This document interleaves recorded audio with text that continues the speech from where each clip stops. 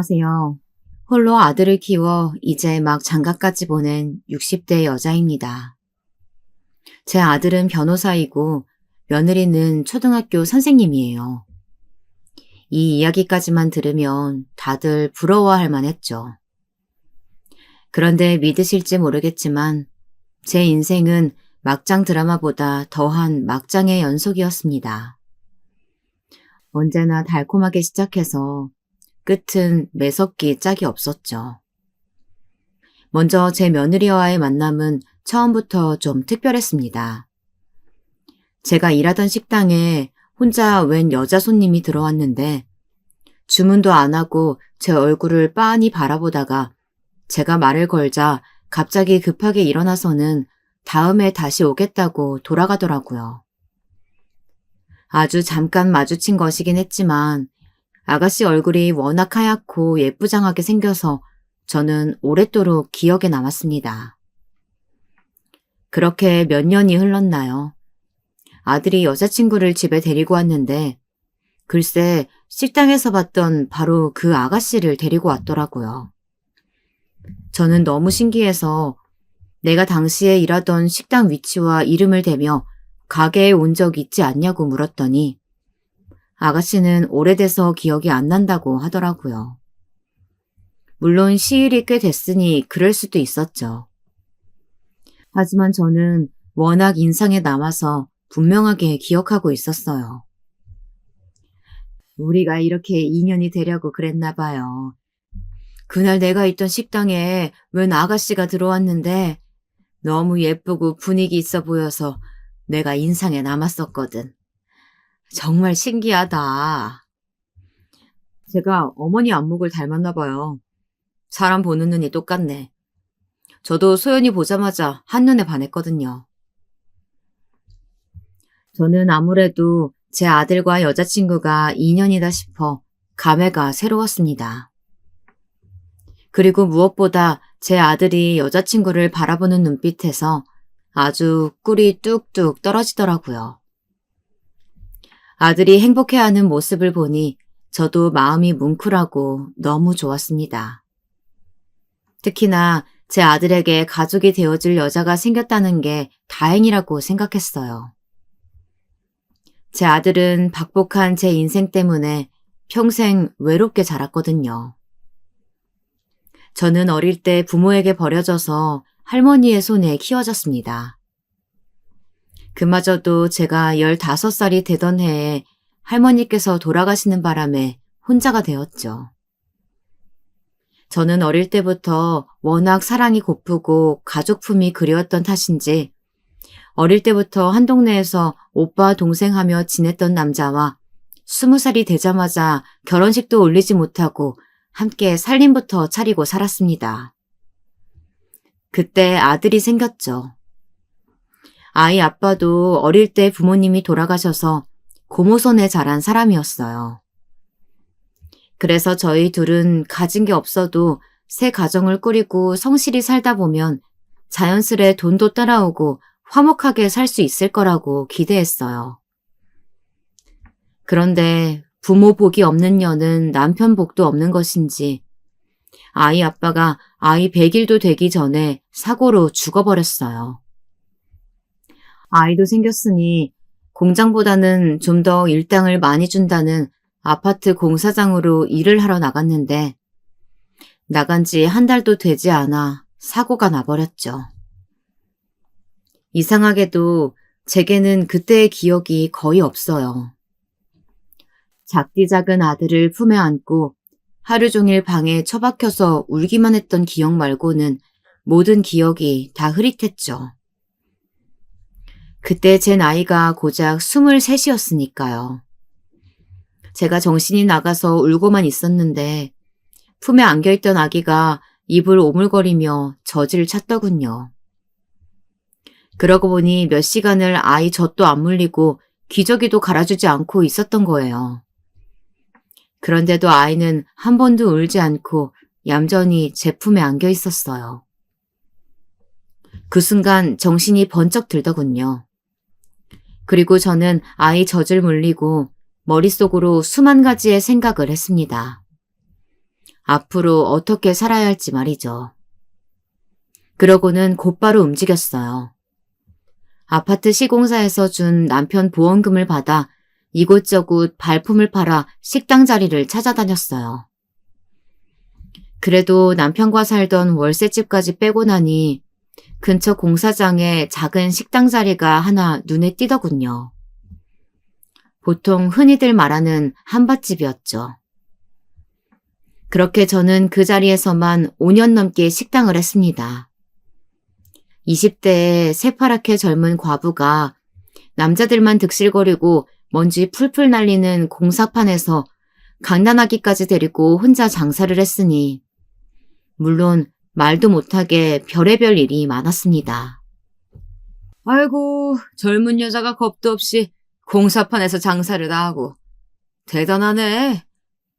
하긴 그 배 보니까 애비 없이 자식도 숨풍 나왔겠지만. 아이, 무슨 그런 말을 해. 근데 아기 엄마, 혼자 밤에 무섭지 않아? 내가 밤에 와서 보초라도 좀 사줄까?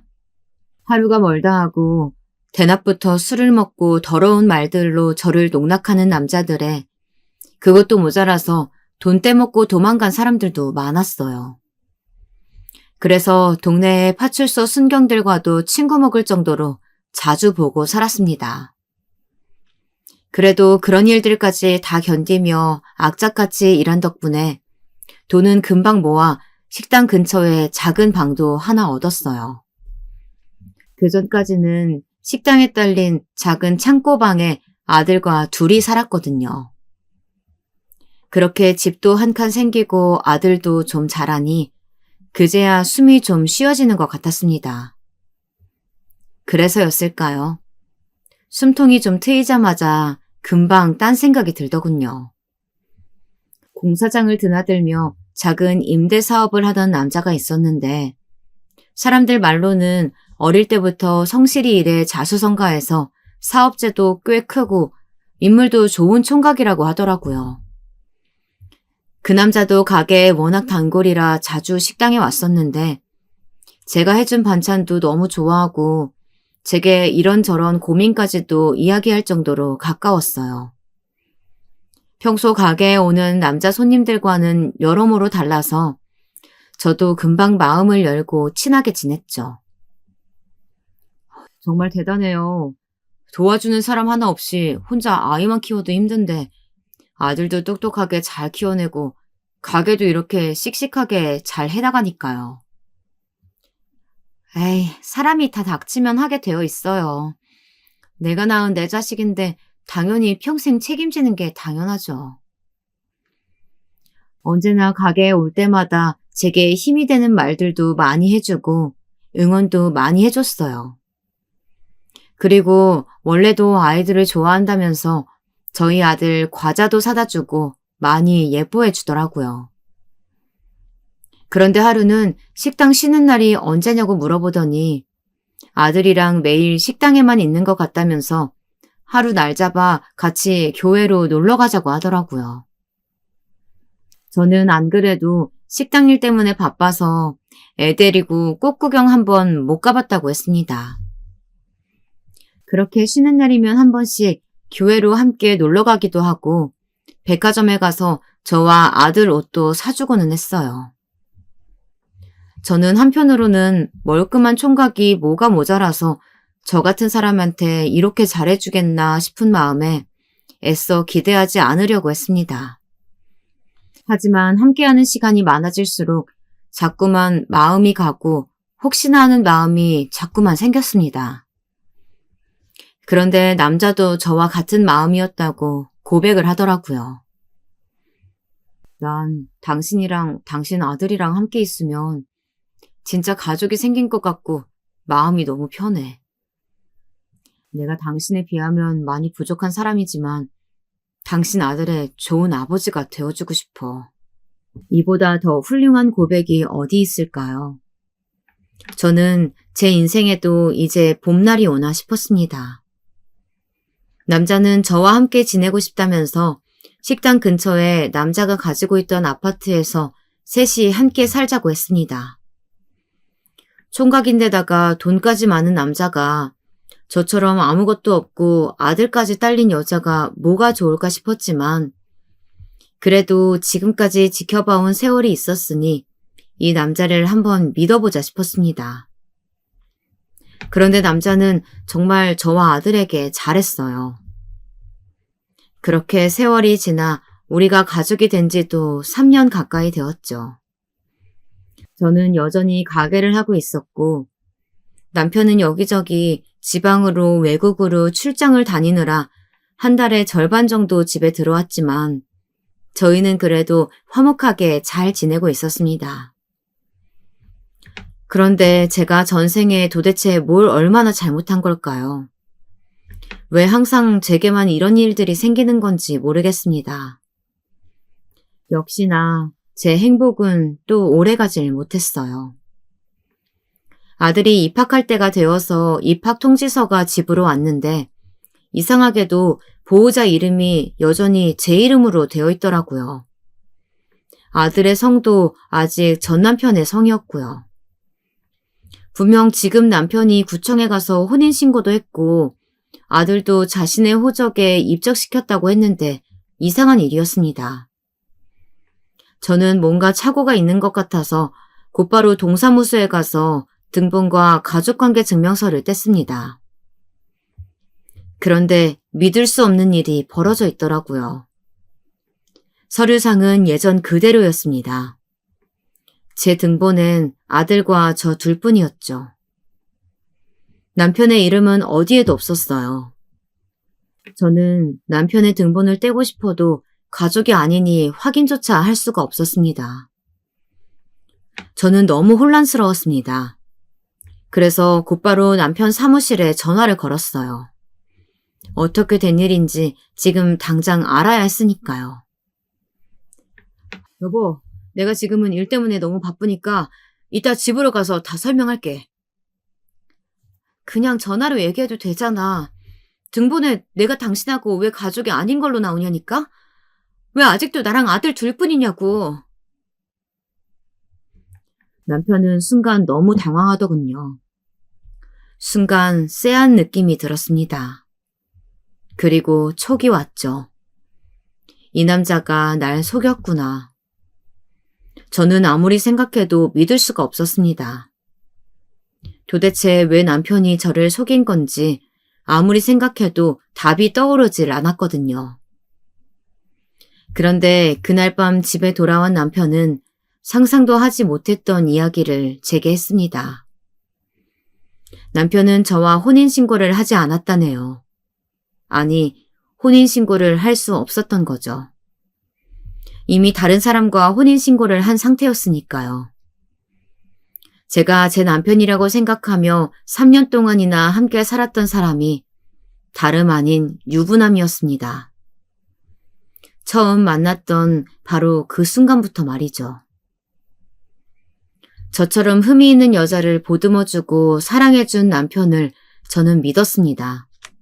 사랑했어요. 그런데 그날 제 손에 쥐어진 등본과 가족증명서 그 몇 장의 종이가 제 마음을 산산이 무너지게 만들더군요. 미안해, 여보. 처음부터 속이려던 건 아니었어. 어떻게든 이혼하려고 했는데 그 여자한테서 아이가 생겨서 도저히 헤어질 수가 없었어. 아이? 아이가 있다고? 우리 아들 말고 당신한테 다른 자식이 있다는 거야? 어떻게 버젓이 자식까지 두고 이런 짓을 할 수가 있어? 세상에 어떻게 이런 일이 있을 수 있을까요? 남편은 심지어 제게 고아라고 말했는데 알고 보니 멀쩡히 부모님이 살아계셨고 부모님이 정해준 여자와 저를 만나기 1년 전에 정략결혼을 했다네요. 결혼하고도 아내와의 정이 생기질 않았고 심지어 아내가 우울증까지 심해져 매일매일 외롭게 버티며 살던 중 저를 만났다네요. 제가 해준 밥, 그리고 제 말 한마디 한마디가 모두 다 자신에게 위로가 되었대요. 그래서 결혼은 그 여자와 했어도 사랑한 건 저랍니다. 저는 더는 남편의 말을 들어줄 수 없었어요. 완전 개소리였으니까요. 말도 안 돼. 분명 당신 거래처 사람들도 다 당신 총각이라고 했어. 혼자 자수성가했다고 얼마나 칭찬했는데. 어쩔 수 없었어. 장인어른, 그러니까 그 여자 아버지가 여기 아파트 시공사 대표야. 자기 사위가 임대사업까지 한다고 하면 현장에서 반발도 많고 일하는데 불편할 수도 있다고 내가 사위인 걸 아무한테도 얘기 안 한 거야. 그래서 그냥 총각이라고 말한 거고. 그러니까 아예 작정하고 날 속인 거네? 작정하고 그럴 생각은 절대 아니었어. 어떻게든 이혼하려고 했어. 그런데 갑자기 아이가 생겨서 장인어른이 알면 아마 나 죽이려고 하실 거야. 아이는? 몇 살이야? 아들이야? 딸이 하나 있어. 이제 2살. 그런데 당신도 알잖아. 내가 우리 아들을 얼마나 사랑하는지. 내가 어떻게든 하루빨리 정리할게. 그러니까 조금만 기다려줘. 제가 알던 인간이 아니었습니다. 완전 다른 인간이었어요. 지금까지 저를 속이고 제 아들을 속이고 얼굴도 이름도 모르는 저 남자의 아내와 딸아이까지 속인 것이었죠. 저는 정말이지 무서웠습니다. 제가 행복하다고 착각하며 살았던 3년 동안 사실은 한 가정을 무너뜨리고 있었던 거예요. 아무리 제가 몰랐다고는 해도 현실은 서류상 진짜 부인은 그 여자였고 저는 그냥 동거인도 아닌 내연녀였으니까요. 저는 모든 걸 다 알아버렸으니 한순간도 그 집에서 살 수가 없었습니다. 그래서 곧바로 식당을 내놓고 아들을 데리고 서울로 도망치듯 와버렸습니다. 그 남자에게는 일절 연락도 편지 한 통도 남기지 않았어요. 주변 누구에게도 제가 어디로 가는지에 대해 말하지 않고 말 그대로 야반도주를 했습니다. 제 아들을 위해서라도 다시는 엮여서는 안 된다고 생각했으니까요. 아들은 서울에 올라와서도 계속 아버지를 찾았지만 저는 아버지가 죽었다고 했어요. 아들은 몇 날 며칠을 울었습니다. 이제 학교에 갈 정도로 자랐으니 진실을 말해줄 수도 있었지만 아들이 진짜 아버지로 따랐던 사람이 그런 개쓰레기였다는 사실을 말해줄 수는 없었죠. 그렇게 제 박복했던 과거를 버리고 서울에서 저는 아들과 새 출발을 했습니다. 학교가 많은 동네에 작은 분식집을 차리고 남은 돈으로 근처에 작은 월세방을 얻었어요. 거기서 아들을 중고등학교까지 다 보내면서 10년 넘게 분식집을 했죠. 정신없이 아들을 키우며 살다 보니 시간이 훌쩍 흘렀어요. 그래도 저는 자식복 하나만큼은 있었습니다. 제 아들은 타고난 머리도 좋은데다가 성실하기까지 해서 공부를 무척이나 잘했어요. 고3 수능 보기 직전에 담임 선생님과 상담을 했는데 담임 선생님 말씀이 제 아들이 법대에 가고 싶어 하는 것 같은데 우선적으로는 등록금이 저렴한 국립대를 생각하는 것 같다고 하더라고요. 어렸을 때부터 어머님이 항상 힘들게 일하시면서 이런저런 일로 부당한 일 당하시거나 고생하시는 걸 볼 때마다 자신이 어머니를 도와줄 수 있는 사람이 될 수 있었으면 좋겠다고 생각했대요. 저는 지금까지 말로만 아들을 키웠지 정작 아들에 대해서는 아무것도 아는 게 없었나 봅니다. 아들이 그런 생각을 하고 있을 거라고는 생각도 못했죠. 지금부터는 아무 걱정 말고 공부만 해. 네가 대학을 가든 고시를 보든 해줄 수 있는 건 엄마가 다 해줄 테니까. 나 대학 가든 안 가든 상관없어. 더는 엄마 고생 안 시키고 옆에서 엄마 도와주고 싶어. 말도 안 되는 소리. 엄마 돈 있어. 그러니까 네가 원하는 대로 어려운 사람 많이 도와주는 그런 훌륭한 사람 돼. 꼭! 알았지? 저는 아들이 기가 죽고 위축될까 싶어 더 큰 소리를 쳤습니다. 그리고 다음 날 바로 분식집을 내놨어요.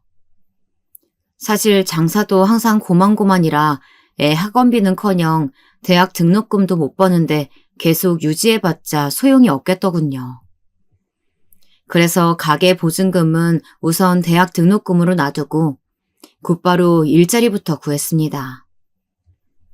평일에는 건물 청소와 식당 설거지, 서빙을 하루 2탕씩 했고 주말에는 행사장 주방 일을 하면서 짬짬이 가정집 파출부 아르바이트를 했습니다. 물론 체력적으로 지칠 때도 있었지만 충분히 견딜만 했습니다. 다행히 젊을 때부터 어린 아들을 등에 업고 일해온 덕분에 정신력 하나만큼은 대단했거든요. 그리고 아들 얼굴만 생각하면 힘들 게 없었습니다. 제가 일하는 시간만큼 아들도 하루 종일 앉아 공부만 하고 있었으니까요. 그렇게 숨돌림 틈 없이 7, 8년을 살았더니 어느새 제 아들은 어엿한 변호사가 되어 있었습니다. 사법고시를 패스하고 아들이 연수원에 들어가던 날 아들은 갑자기 저를 번쩍 업어주었어요. 그리고는 둘이 서로를 끌어안고 펑펑 울었습니다. 연수원에 출발할 시간이 다 되었는데도 말이죠. 그 눈물이 굳이 말하지 않아도 서로가 서로에게 고생했다. 이제 고생 다 끝났다. 이런 위로와도 같았습니다. 하지만 아들이 변호사가 되었다고 해서 사실 제 인생이 크게 달라지는 것은 아니었습니다. 아들을 내보내며 지금까지 모아놓은 돈 전부를 아들 원룸 전세금으로 다 주고 나니 제게는 아들과 살던 작은 임대 아파트 하나가 전부였어요.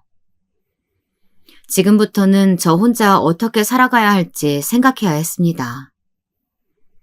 남들은 아들이 변호사이니 제가 앞으로 대단한 호강이라도 하는 줄 아는 것 같았지만 사실 요즘 세상이 어디 그럴 수 있나요? 엄이라고 든든하게 도와줄 수도 없으니 아들도 앞으로 장가가려면 부지런히 일을 해 돈을 모아야 할 텐데 저까지 짐이 될 수는 없었죠. 그래서 저는 환갑을 넘기고도 청소일과 파출부 일을 계속했어요. 아들은 언제나 그런 제 걱정뿐이었죠. 평생 하던 일이라 힘들지도 않아. 그러니까 넌 내 걱정 말고 빨리 돈 모아서 집부터 사. 요즘 아무리 직업이 좋아도 집 없으면 여자들이 시집 안 오려고 한대. 아직 여자친구도 없는데 무슨 결혼이요. 그리고 저는 돈보다 제 도움이 필요한 사람들을 위해서 선한 영향력을 만들어내는 변호사가 되고 싶어요. 그래, 우리 아들 원하는 대로 그런 좋은 변호사 돼. 아무튼 우리 아들이 제일 멋지다니까. 제 아들이라서가 아니라 참 성품이 따뜻한 아이였어요. 참 잘 키웠다 싶었습니다.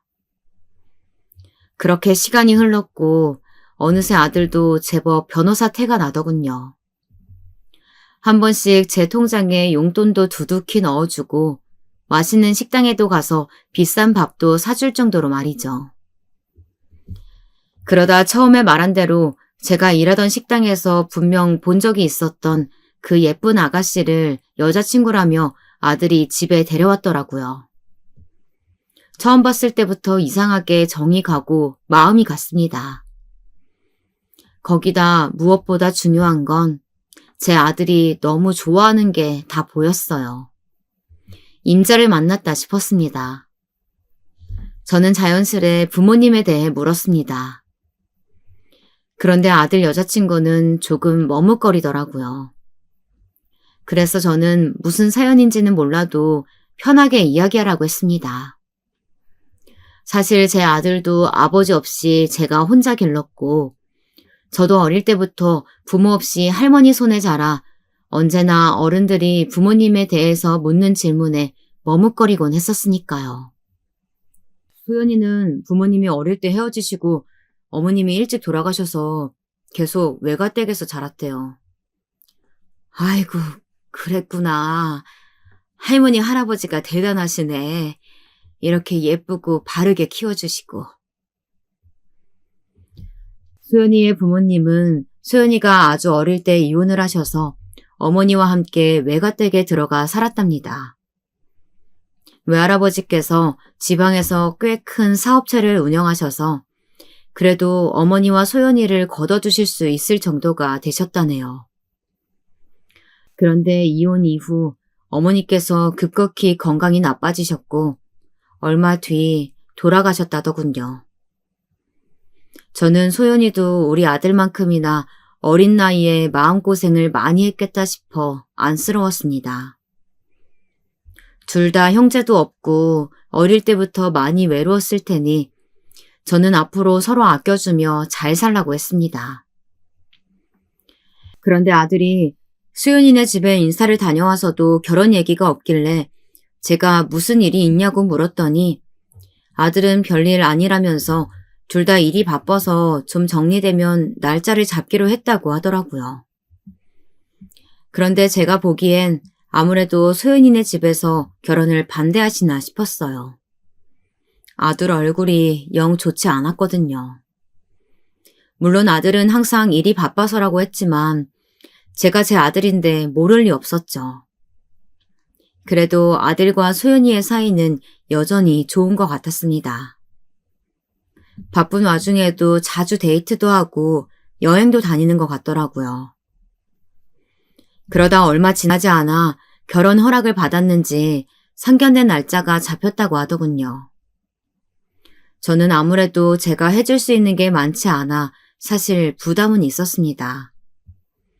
그런데 상견례 자리에서 소연이 외조부의 말씀에 더 주눅이 들었죠. 변호사라길래 기대 좀 했는데 요즘은 귀한 개천에서 용난 케이스더군요. 어머님이 아들 뒷바라지하느라 아주 고생이 많았겠어요. 지방에서 꽤 잘 나가는 분이라는 얘기는 들었지만 말 하나하나에 다 뼈가 박혀있는 것 같았습니다. 아주 제 마음을 콕콕 쑤시더군요. 남들 다 있는 그 흔한 차 한 대도 없을 테니 집이 있을 리야 당연히 없을 테고 어차피 둘이 좋아 결혼한다는데 괜히 기싸움 하지 마시고 집은 저희 쪽에서 준비하겠습니다. 아닙니다. 크고 좋은 집은 아니어도 그래도 집은 남자가 준비해야죠. 걱정 마세요. 제가 아들과 상의해서. 아닙니다. 저한테는 하나밖에 없는 아주 귀한 소녀예요. 지금까지 큰 집에서만 살았는데 시집가서 고생할 것 같으면 뭐하러 시집을 간답니까? 제가 남는 집이 있어서 드리는 거니 그냥 받으세요. 물론 요즘 세상이야 남녀 구별 없이 여유 있는 집에서 결혼 준비야 더 할 수 있는 거지만 결혼하기도 전부터 저렇게 저와 아들을 무시하는 처가에서 제 아들이 제대로 말이나 한마디 할 수 있을까 싶었습니다.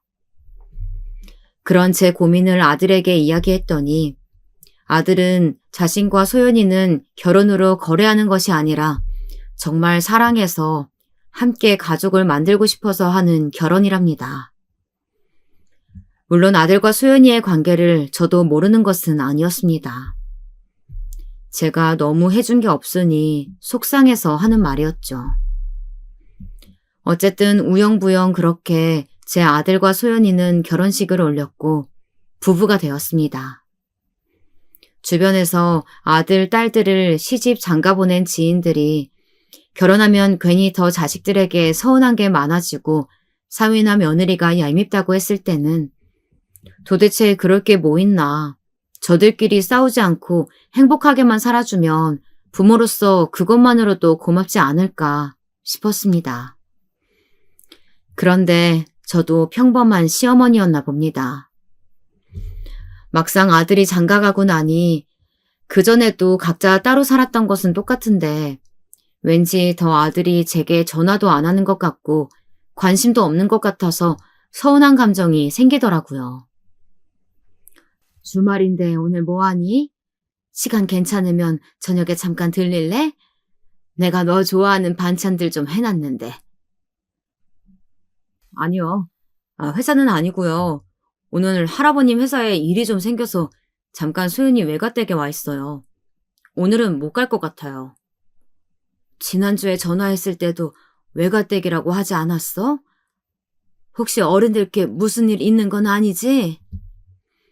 어머니가 걱정하실 일은 아니고요. 회사 일이죠, 뭐. 제가 지금은 좀 바빠서 반찬은 다음에 가지러 갈게요.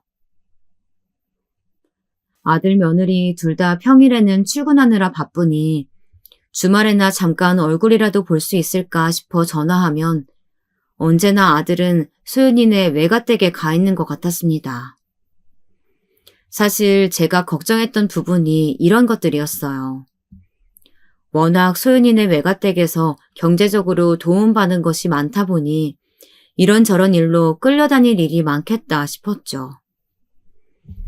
저는 그래도 제가 어미이고 제 아들 일이니 걱정되는 마음에 결혼하고 처음으로 소연이에게 전화를 걸었습니다. 결혼 준비할 때도 겪어보니 애가 제가 기대했던 것처럼 싹싹한 아이는 아니더군요. 생각보다 좀 무뚝뚝했어요. 그래도 결혼하고 한 가족이 되면 좀 다를 줄 알았는데 결혼하고 나서도 한 번 집에 놀러 오거나 안부 전화를 한 적도 없었죠. 거기다가 결혼 이후 처음 걸려온 시어머니의 전화에 소연이는 대뜸 무슨 일이시냐고 묻더라고요. 순간 저도 모르게 기분이 좀 상했습니다. 요즘 젊은 사람들이야 워낙 예전 며느리들처럼 매일 문안 인사나 안부 전화하는 시대는 아니라고 해도 시어머니와 통화를 하면 아무리 궁금한 게 없고 할 말이 없어도 식사는 하셨는지 별일 없으셨는지 묻는 게 순서 아닌가요? 가족끼리 꼭 일이 있어야 전화하니? 그리고 아무리 바빠도 시어머니가 혼자 사는데 한 번씩 전화는 해야지. 어쩜 그렇게 통 소식이 없어. 제가 요즘 새학기라 일이 많아서 정신이 없었어요. 그래, 너도 일하랴 살림하랴 바쁘지? 나는 다름이 아니라 애가 요즘 회사 일로 통 바쁜 것 같은데 쉬는 날만이라도 좀 쉬어야지. 주말에도 맨날 뭐가 그렇게 바쁜지 통 집에 없더라고. 어머니, 혹시 오빠가 저번에 저희 할아버지 댁에 가 있느라 반찬 가지러 못 가서 서운해서 그러세요? 제 딴에는 아들이 걱정돼서 한 얘기였는데 소연이는 듣기 불편했는지 단번에 목소리가 달라지더군요. 서운해서 그런 게 아니라 애가 매일 바쁘게 일하는데 너무 쉬질 못하니까 걱정돼서 그러지. 걱정 마세요. 오빠도 힘들고 무리면 당연히 안 가죠. 그리고 저희 외가댁에 일하러 가는 것도 아니고 오빠도 아버지가 안 계셔서 그런지 저희 외할아버지랑 바둑도 같이 두고 골프도 같이 다니는 게 재밌나 봐요. 이젠 제가 없어도 혼자 가는데요, 뭘. 이야기를 듣고 보니 아들도 소연이네 어른들께 잘하고 싶은 마음에 부단히도 노력 중인가 싶어서 더 안쓰럽더군요. 그래서 저는 알겠다고 하고 그냥 전화를 끊었습니다. 마음은 씁쓸했지만 어쩌겠어요. 아들이 선택한 인생이니 저는 그냥 지켜봐 주는 거 말고는 해줄 수 있는 게 없었죠. 그런데 그 씁쓸함은 금세 제게 상처로 다가왔습니다. 다음날 파출부 일을 나가 한참 반찬을 만들고 있는데 아들에게 전화가 왔더라고요. 저는 기쁜 마음으로 전화를 받았죠. 그런데 아들은 다짜고짜 제게 화를 내더군요. 다른 모자지간들은 어떨지 몰라도 저와 아들 사이에는 난생 처음 있는 일이었습니다. 아들은 제게 소연이한테 전화해서 도대체 뭐라고 한 거냐고 따져 물었죠. 내가 소연이한테 무슨 말을 했냐니? 왜 소연이가 내가 저더러 뭐라고 했대? 며느리가 돼서 안부 전화도 안 하고 저 쉬는 날 왜 못 쉬게 외가댁까지 가서 고생시키냐고 하셨다면서요? 그래, 그렇게 말했어. 근데 맞잖아. 소연이네 집에서 자기네가 돈 좀 있다고 너 부려먹는 거잖아. 저도 지금까지 아들한테 쌓여있던 서운한 마음이 폭발해서 괜히 안 해도 될 말까지 해버리고 말았습니다. 세상에 공짜가 어디 있어요. 당연히 받은 만큼 해야죠. 어머니 부담스러울까봐 말 안 했는데 이번에 새로 들어간 로펌도 소연이 외할아버지가 소개시켜준 거예요. 제가 할아버님이 회사 일 봐드리는 조건으로요. 그것 봐라. 그 노인네가 처음 봤을 때부터 보통이 아니더라니. 너 이용해서 자기 이득 차리려는 거잖아. 그게 뭐 어때서요? 제가 잘 살면 어머니도 좋으시잖아요. 아무튼 앞으로 소연이한테 전화하지 마세요. 뭐? 너 처가가 좀 잘 산다고 이제 아예 처가에 말뚝이라도 박은 거야? 시어미더러 며느리한테 전화도 하지 말라니. 그런 막말이 어디 있어. 어머니는 절대 다른 시어머니들처럼 안 한다면서요. 근데 막상 며느리 보니까 마음이 달라지세요? 저 소연이 없이는 못 살아요. 그러니까 해준 것도 없이 괜히 시어머니 흉내 내지 마세요. 저는 제 아들이 맞나 싶었습니다. 제 아들이 제게 저런 말을 했을 리 없었으니까요. 저는 도저히 믿어지지 않아서 남의 집 주방에서 겉절이를 담그다 말고 눈물을 펑펑 쏟았습니다. 원래 요즘 아들들은 장가 가면 며느리한테 아들 뺏기는 거라더니 그 말이 딱 맞았습니다. 역시나 저도 제 아들을 며느리에게 뺏긴 게 확실하더군요. 그러다 결혼하고 첫 명절을 앞두고 며느리가 웬일로 제게 전화를 했길래 무슨 일인가 했더니 친정 어머니 제사가 있어서 자기들은 외가댁에 먼저 들려야 한다고 하더군요. 물론 전에 있었던 일도 있었으니 저도 서운한 마음이야 있었지만 그래도 소연이 외가 어르신들을 생각하면 자식 먼저 보낸 부모로서 딸 제사를 직접 지내시는 게 얼마나 속상하실까 싶기도 하더군요. 그래서 며느리에게 그렇게 하라고 했습니다. 그래도 어쨌든 우리 집도 남편 제사가 있으니 명절 당일 아침에는 오라고 일렀죠. 그런데 소연이는 분명 알겠다고 해놓고서는 명절날 점심때가 될 때까지 연락도 없이 오지도 않더군요. 외가댁에 있는 걸 뻔히 아는데 전화는 하지도 못하겠고 저는 마음만 급했어요. 결국 아들과 며느리는 그날 저녁때가 다 지나서야 집에 왔더군요. 아들은 외할머니께서 너무 우셔서 그냥 오기가 힘들었다고, 그래서 저녁까지 먹고 왔다고 죄송하다고는 했지만 이미 마음에 생긴 원망은 쉽게 가라앉지 않았습니다. 아무리 그래도 시댁 제사에 반나절이나 늦게 오는 며느리가 어디 있니? 너희 아버지는 배만 굼다 그냥 가셨겠다.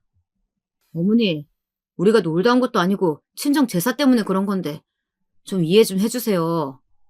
소연이도 마음 좋지 않은데 여기까지 왔잖아요. 아들은 이 상황에서도 제 마누라 편만 들더군요. 오늘 같은 날 돌아가신 어머니가 생각나서 얼마나 속상하겠냐고요. 저는 기가 차서 말이 나오질 않았습니다. 제 아들도 장가 가더니 다른 사람들과 다를 게 없었어요.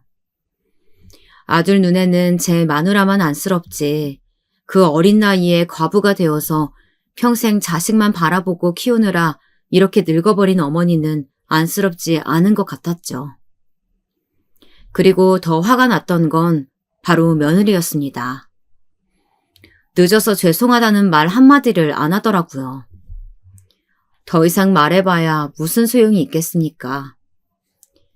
그래서 저는 늦었으니 빨리 제사나 치르자고 했죠.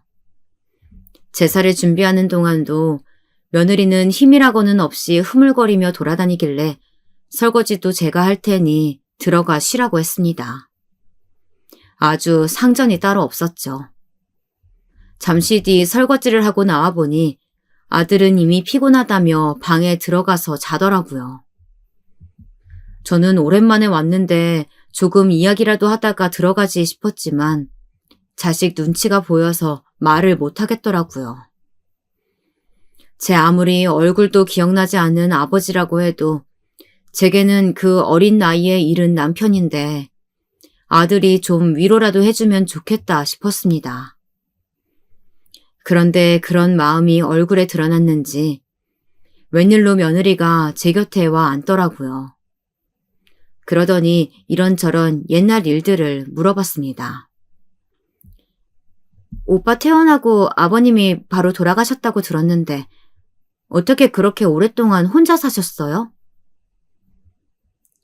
저는 며느리가 말은 안 해도 아무래도 제사에 늦게 온 것이 마음이 쓰여서 그런가 보다 했어요. 그래도 같은 여자라 그런지 제 마음 알아주는 건 아들보다 며느리가 낫다 싶었습니다. 오빠한테 들으니까 계속 고향에서 식당 하셨다고 하던데 갑자기 어떻게 서울로 올라오실 생각을 하셨어요? 혼자 어린 아들 데리고 올라오기 힘드셨을 텐데.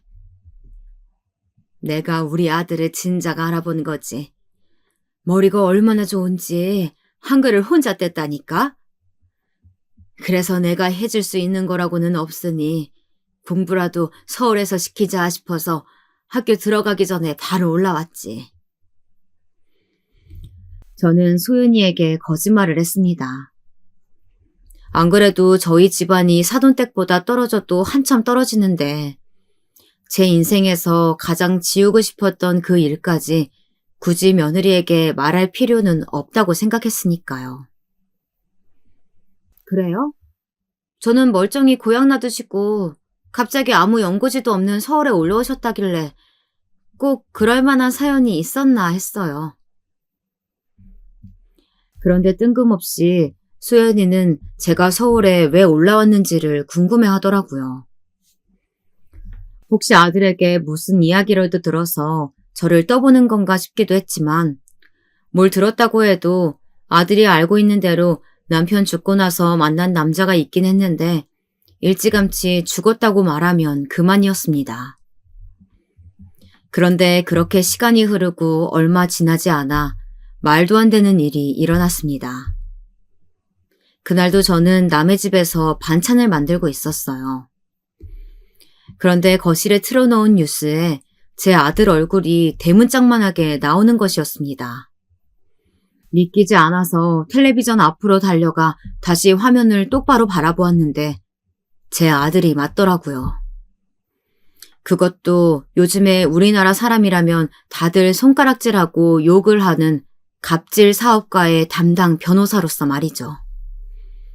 저는 믿기지 않았습니다. 제 아들이 변호사가 되려고 했던 건 우리만큼이나 힘들게 살고 억울한 일에 휘말린 사람들을 위해 일하기 위해서라고 했는데 아무리 일이고 돈이 좋다고 해도 저건 아니다 싶었습니다. 분명 저 일은 아들이 원해서 하는 일이 아니라는 걸 어미의 촉으로 알 수 있었죠. 그래서 아들에게 전화해 바쁘지 않으면 꼭 한번 집에 들르라고 했습니다.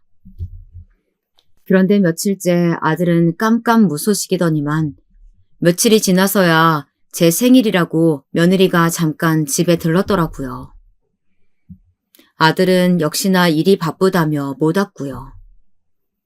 저는 얼마 전에 뉴스에서 아들을 본 일에 대해 슬그머니 수연이에게 물었습니다. 아들 일이니 며느리도 잘 모를 수야 있지만 그래도 걱정이 돼서 가만히 있을 수가 없더라고요. 그런데 며느리는 제가 걱정돼서 물은 거라고는 생각도 안 하고 단순히 아들이 텔레비전에 나올 만큼 큰 사건을 맡았다는 것이 대단한 것처럼 이야기했어요. 사실 어머니께만 말씀드리는 건데요. 그거 저희 할아버지께서 오빠한테 맡긴 일이에요. 그 대표랑 할아버지가 친하시거든요. 아무리 변호사라는 직업이 돈 되는 일이면 뭐든지 하는 직업이라고 해도 제 아들은 분명 그런 변호사가 아니었습니다. 적어도 제가 아는 아들은 말이죠. 뭐? 그게 무슨 소리야? 그런 되먹지 못한 인간을 변호하는 일에 내 아들을 소개했단 말이니? 되먹지 못한 인간이면 어때요? 이번에 걸린 수임료가 얼만지 아세요? 역대 최고예요. 일도 오빠 몸값이 얼마나 뛰었는데요. 너 지금 그걸 말이라고 하니? 네가 아주 돈독이 올라서 내 아들을 망치려고 작정을 했구나. 저는 도저히 참아줄 수가 없었습니다. 저는 지금까지 며느리에게 쌓여있던 울분들까지 몽땅 다 토해냈어요. 그러자 며느리는 그런 제가 어이가 없다던 듯 코웃음을 쳤습니다. 아, 어머니는 지금까지 아들 안 망치려고 그렇게 항상 양심적으로 사셨어요?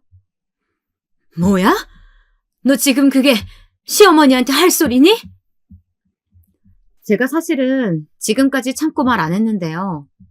아들이 변호사인데 굳이 남의 집 파출부까지 하시는 거, 그거 오히려 아들 욕먹이는 거예요. 오빠가 얼마나 창피하는 줄 아세요? 며느리는 제 할 말만 다 해놓고는 그만 가보겠다며 자리를 박차고 일어나더니 생일 선물로 샀다고 외투가 담긴 백화점 쇼핑백을 던져놓고 가버렸습니다. 정말이지 제 팔자는 왜 이 모양인지 모르겠습니다. 전생에 나라를 팔아먹기라도 했는지 복이란 복은 모두 다 씨가 말랐네요. 그렇게 며느리가 가버린 이후 며칠 뒤 아들이 집으로 찾아왔습니다. 저는 또 무슨 말을 하려고 왔나 싶어 긴장되더라고요.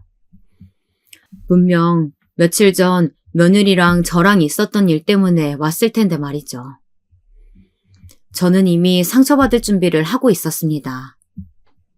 그런데 아들의 반응은 제가 생각한 것보다 훨씬 더 충격적이었어요. 다짜고짜 두꺼운 봉투를 하나 건네더군요. 저는 이게 뭐냐고 물었어요. 돈이에요. 이 정도면 이 근처에 작은 가게 하나는 하실 수 있을 거예요. 어머니 예전에 학교 앞에서 분식집 하실 때 좋으셨다면서요. 한번 알아보세요. 아이고 됐어. 엄마도 돈 버는데 무슨 돈을 주고 그래. 너 써. 이거 그냥 돈 아니고 위자료 같은 거예요. 그러니까 그냥 받으세요. 그리고 이제 다신 어머니 찾아오지 않을 거예요. 뭐 위자료? 너 지금 엄마한테 무슨 소리를 하는 거야? 설마 며느리한테 잔소리 좀 했다고 지금 이러는 거야? 아들은 다짜고짜 다신 저를 보러 오지 않겠다네요. 그러니까 아예 저와 인연을 끊겠다는 얘기였죠. 아무리 며느리가 뭐라고 했어도 우리 모자가 어디 보통 모자 사이입니까? 아들이 결혼하기 직전까지 이 세상에 아들과 저 단 둘뿐이었는데 어쩜 결혼하자마자 저렇게 180도 변해서는 저런 소리를 할 수 있는 건지 기가 찼습니다. 그런데 바로 조금 전까지 차분했던 아들이 갑자기 어깨를 들썩거리며 눈물을 꾹 참는 것 같았습니다. 나도 변호사만 되면 금방 엄마 호강도 시켜주고 사람들 앞에서 떵떵거리며 살 줄 알았어요. 근데 막상 변호사가 돼도 달라지는 게 하나도 없어요. 다 윗배 있고 집안 빵빵한 애들이 그 연출로 다 출세하는 거더라고요.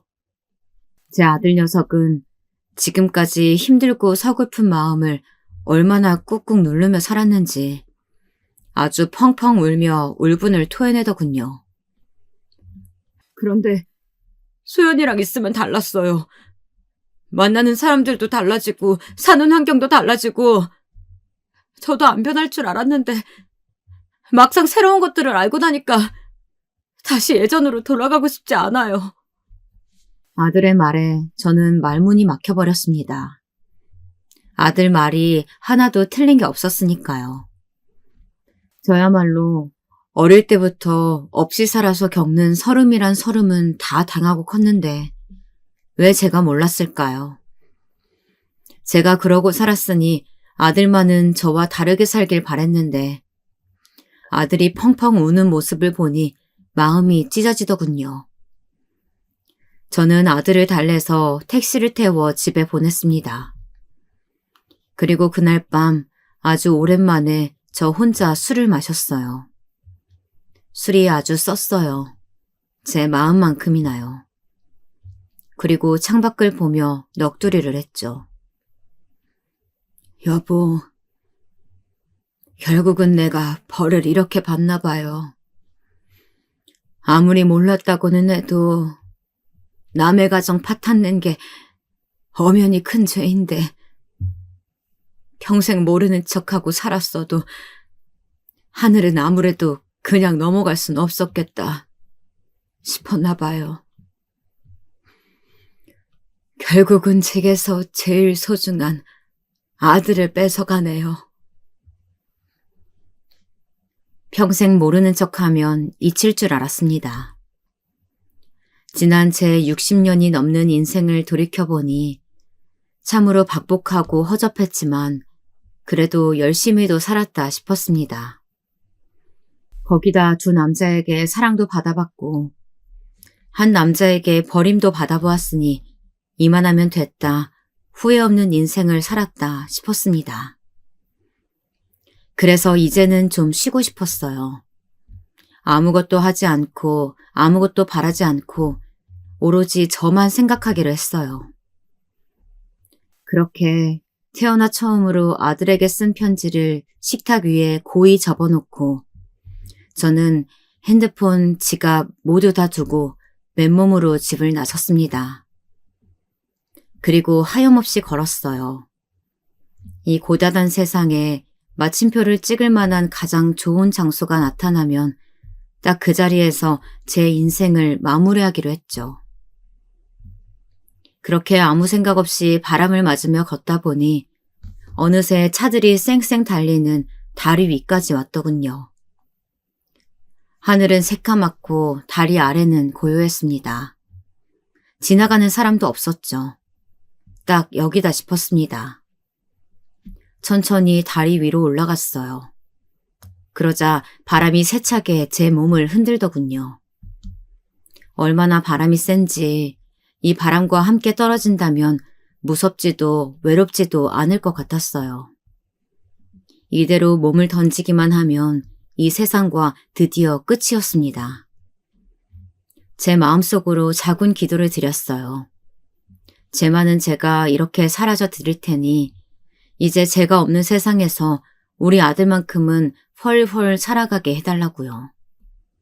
그 아이에게는 아무 잘못도 없으니까 말이죠.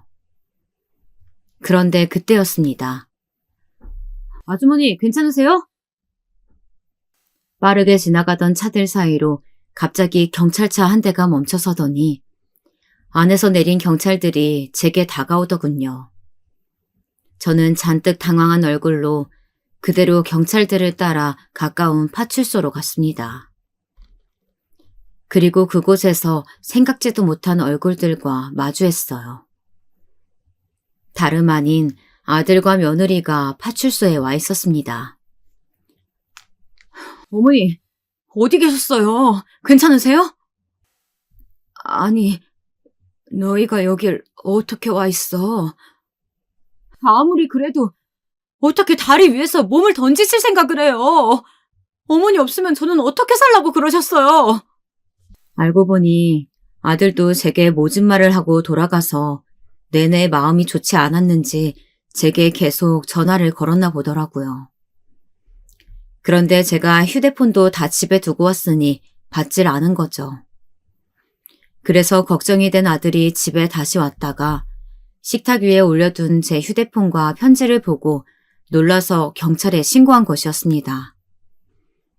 경찰은 곧바로 동네 CCTV 영상이란 영상은 다 확인해 제 동선을 확인하고 다리 위까지 따라온 것이었습니다.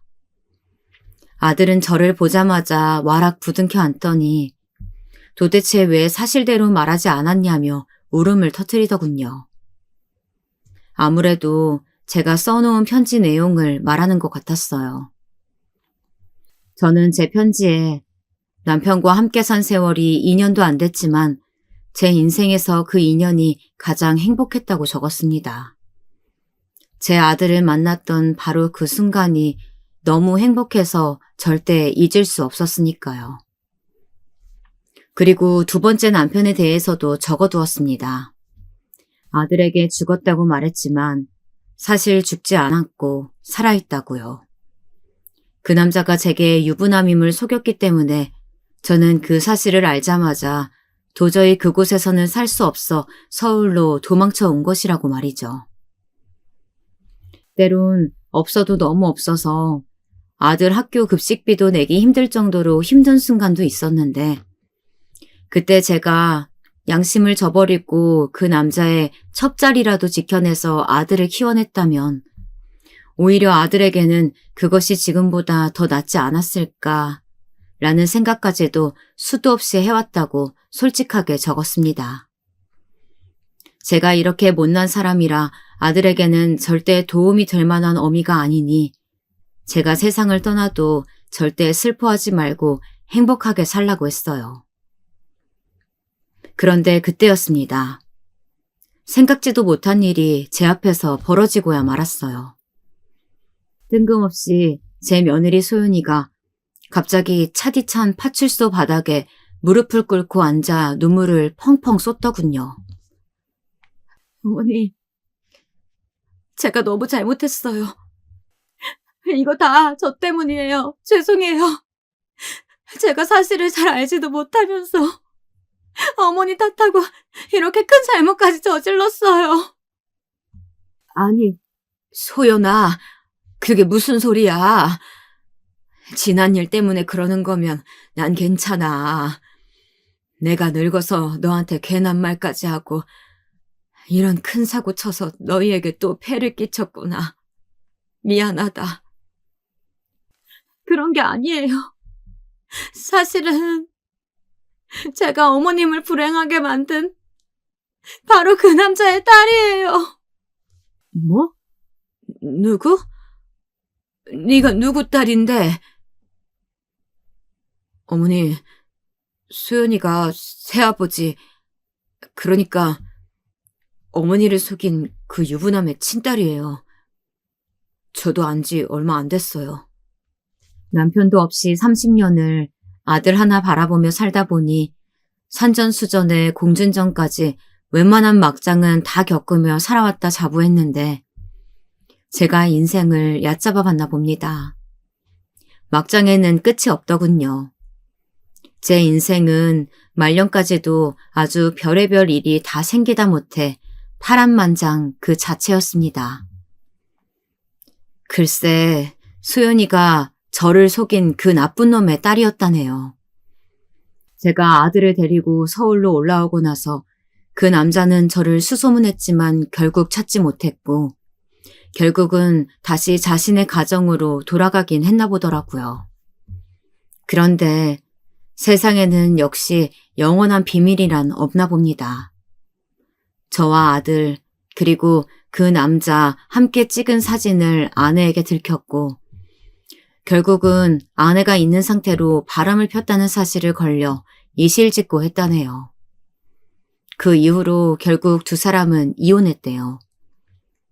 그런데 아무래도 제가 유부남임을 모르고 함께 살았다는 것은 남자가 말을 하지 않아서 가족 중 누구도 몰랐답니다. 그래서 그 이후로 소연이의 어머니는 우울증이 더 심각한 상황에 이르렀고 계속 힘들어하다 스스로 목숨을 끊고 말았다네요.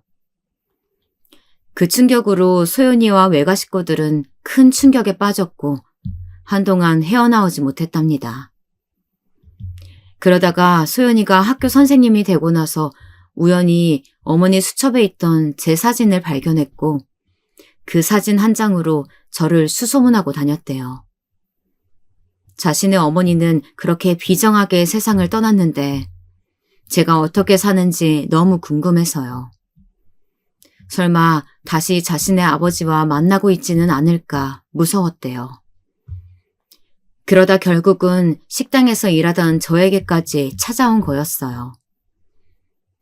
제가 아무렇지도 않게 사람 좋은 척하며 사는 꼴이 너무 보기 싫었답니다. 피해자인 자신의 어머니는 이미 이 세상에 없는데 말이죠. 그래서 제게 가장 소중한 것을 빼앗고 싶었답니다. 그래서 외할아버지에게 이 일을 부탁했고 제 아들에게까지 접근한 것이었어요. 아무리 그래도 복수를 하겠다고 내 아들한테 접근해서 결혼까지 했다는 거야? 우릴 속이려고? 사실 결혼까지 할 생각은 절대 아니었어요. 원래 계획은 관심 있는 척 접근만 해서 곤란하게 만들어서 변호사 일 못하게 만들 생각이었어요.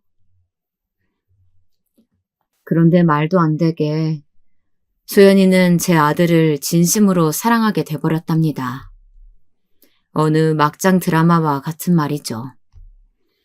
그래서 외할아버지의 반대에도 어떻게든 과거를 잊고 제 아들과 잘 살아보려고 했는데 아무리 저와 마주치지 않고 살아보려고 해도 그게 쉽지 않았답니다. 제 아들이 워낙 효자여서요. 그리고 외할아버지는 자꾸만 제 아들을 망하게 하려고 하셨답니다. 처음엔 사람도 소개해주고 로펌도 소개해주시길래 이제 좀 마음을 여시나 보다 했더니만 그게 다 사실은 할아버지의 큰 그림이었답니다. 수연이도 최근에서야 알았는데 애초에 제 아들을 로펌에 소개한 이유가 뉴스에 나왔던 갑질 대표건 때문이었습니다. 갑질 대표가 워낙 사고도 많이 치고 문제가 많은 사람이라 그 대표의 부모까지도 이미 손을 다 뗀 상태여서 사실 수임료도 건질 수 없었고 로펌 이미지에도 굉장히 안 좋은 사건이라 로펌 입장에서는 누군가가 책임지고 그 갑질 대표와 함께 나락으로 떨어져줄 변호사가 필요하던 차였답니다. 그래서 마침 할아버지께서 그 구실로 로펌 대표와 손을 잡고 그 갑질 대표 사건을 제 아들에게 맡겨 다 뒤집어 씌우고 망하게 할 생각이셨대요. 그런 상황까지 되어버리자 수연이도 이대로는 도저히 안 될 것 같아서 제 아들에게 자신이 알고 있던 모든 사실을 말했답니다. 아들은 저와 새아버지 사이 진실을 전혀 모르고 있었으니 수연이의 말을 온전히 믿을 수밖에 없었던 거죠. 그래서 아들은 저와 인연을 아예 끊으려고 했던 거였습니다. 제게 모진 말을 하고 돈봉투까지 주면서 말이에요. 그렇게 해서라도 소연이와의 사랑을 지키고 싶었고 자신이라도 평생을 소연이와 외가 식구들에게 사죄하는 마음으로 살다 보면 언젠가 어르신들도 이해해 주실 거라고 생각했다네요. 얘기를 들으면 들을수록 수연이도 제 아들도 지금까지 얼마나 힘들었을지를 생각하니 제가 다 너무 미안해서 눈물이 날 것 같았습니다. 그런데 이미 파출소 안은 울음바다가 되어 있었어요. 우리 아들, 이제 보니 아주 울보네 울보야. 사내놈이 툭하면 그렇게 울어서 어떡해. 앞으로 우리 소연이가 고생이 많겠다. 죄송해요, 어머니. 제가 잘못했어요. 엄마, 너무 죄송해요. 앞으로 제가 정말 잘할게요. 아들과 며느리가 제게 다가와 저를 꼭 안아주었습니다. 정말 지금까지의 제 인생은 너무나도 고단한 인생이었습니다. 그래도 돌고 돌아 결국엔 아들과 며느리 품에 안겼네요. 물론 하마터면 큰일을 치를 뻔했지만 이렇게라도 진실이 밝혀지고 모든 오해가 풀려서 다행이다 싶었습니다. 저는 그날 이후부터 새 인생을 사는 것 같았어요. 소연이가 외갓댁에 찾아가 사실을 말씀드리고 사과의 말씀을 드렸어요. 제가 의도한 일이 아니라고 해도 그분들은 자식을 잃었으니까요. 소연이의 외할머니, 외할아버지도 저와 제 아들을 붙잡고 한참을 우셨습니다. 그리고 그 남자의 소식도 알려주셨어요. 회사 일로 사기 횡령 혐의로 계속 재판을 받다가 얼마 전에 구치소에 들어갔다네요. 역시 사람은 변하지 않나 봅니다. 그리고 저는 동네 초등학교 앞에 작은 분식집을 차렸어요. 이제 나이가 들어 예전처럼 많은 양을 팔지는 못했지만 그래도 예전처럼 아이들 학교 시간에 맞춰 떡볶이를 끓이고 어묵을 꼬치에 꽂는 일이 좋았습니다. 아들은 원래 가지고 있던 꿈처럼 국선 변호사가 되었어요. 앞으로 변호사 아들 덕분에 호강은 못하겠지만 그래도 활짝 핀 아들 얼굴을 보니 제가 다 행복했습니다. 저의 긴긴 이야기 들어주셔서 너무 감사합니다. 저는 이제서야 드디어 진짜 행복을 찾았습니다. 여러분도 고단한 삶 속에서 진짜 행복을 찾으시길 진심으로 바라겠습니다.